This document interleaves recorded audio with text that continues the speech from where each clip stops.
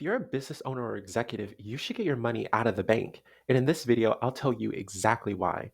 My name is Slater, a financial coach and insurance broker, and I've seen how banks prey upon the hard earned money of our country's businesses. In fact, I've been researching the inner workings of modern banking for 7 months now. And after I did this deep dive, I settled on three main ways they eat up your money. And while the first one might seem obvious, it's probably the most central. But really quick, let me ask something of you. Think of your ideal client, the kind of person that's always a joy to work with, the one that loves to bring you repeat business and referrals. For me personally, that would be executives and business owners who want to optimize their future cash flow potential. But who are banks trying to please? Strangely, it's not you. The depositors and credit card holders aren't that valuable.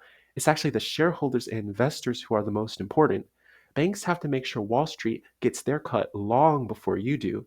That leaves you stuck paying high fees and interest rates to boost their profit margins. And this is particularly bad for many entrepreneurs because you have so much cash to give. Banks can make so much more money off of your 10K plus monthly contributions than the average American who is barely breaking even every month. But that actually leads me to the second reason. Banks don't just eat away at your money, they refuse to give it back. Let me explain with a bit of a personal anecdote.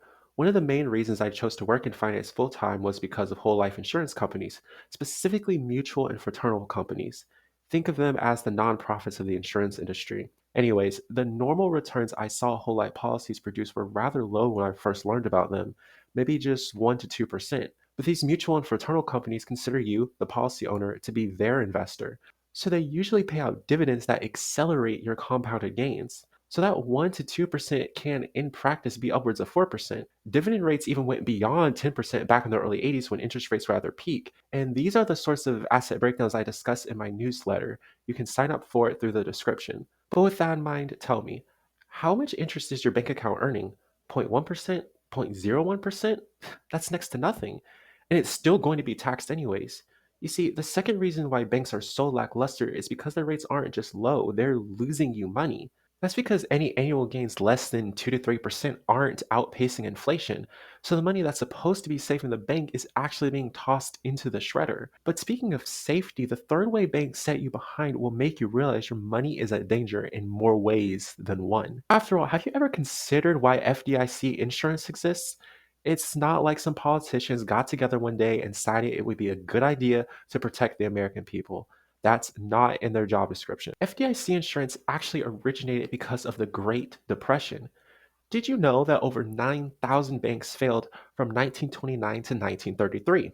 Now you do. But what do you think happened to the $7 billion that Americans had saved in those banks? Every cent vanished. And I don't know about you, but I'd be pretty furious if the job market tanked, the stock market crashed, and I lost my life savings. So President Roosevelt created the FDIC back in 1933 to remedy this. And while we can be appreciative, $250,000 isn't a lot in the grand scheme of things. That means you need to have multiple bank accounts to protect your money in case a recession hits. And sure, multiple accounts are hard to manage, but think about the lost gains. I mean, would you rather gain interest on four accounts with 250K each or one account with $1 million? Dollars? A larger principal is always better when you want uninterrupted compound growth. And yet, the safety net on banks makes it impossible to get efficient growth on your money. And sure, you can put your money into foreign banks, but personally, I don't like the idea of risking my money to account freezes should global relations take a turn for the worse. All these factors combined make one thing crystal clear. The final reason banks are letting you down is because they are actually risky places to store your cash. But despite this fact, your savings account is commonly considered safe money. Are you okay with that? And while these three reasons might make it sound like I'm anti bank, I'm actually not. I just think we need to reframe our financial perspectives. Banks can't be beat when it comes to how quick and easy it is to withdraw money. After all, you're not filling up the tank or paying for lunch with your stocks. But day to day expenses are just short term needs. For mid and long term outlooks, sure, you still need liquidity, but you don't need the drawbacks of for profit models, low returns, and the risks that come with low FDIC limits. Now, there are a few possible alternatives. Credit unions are the first that come to mind, but they are ultimately still based on modern banking practices. Future looking people think cryptocurrency looks promising, but not everyone is confident about this new and unfamiliar asset class. Some people use brokerage accounts for easy withdrawals and high returns on average, but downturns definitely make you sweat. So, more conservative investors who are okay with lower returns might use bonds or CDs, but you still have to deal with whatever the Fed says interest rates are. Plus, I don't think you want to juggle a dozen CDs trying to time when you can access your own money without penalties. All things considered, I'm personally a fan of whole life insurance for cases like this. Whole life is pretty insensitive to the larger economy, so you don't have to worry much about the fluctuations in the S&P 500 or the Fed's interest rates. What's more, your money grows tax deferred and can even be taken out tax free if you're smart about it. The only downside is that not everyone qualifies for whole life. After all, you have to be decently healthy to get life insurance.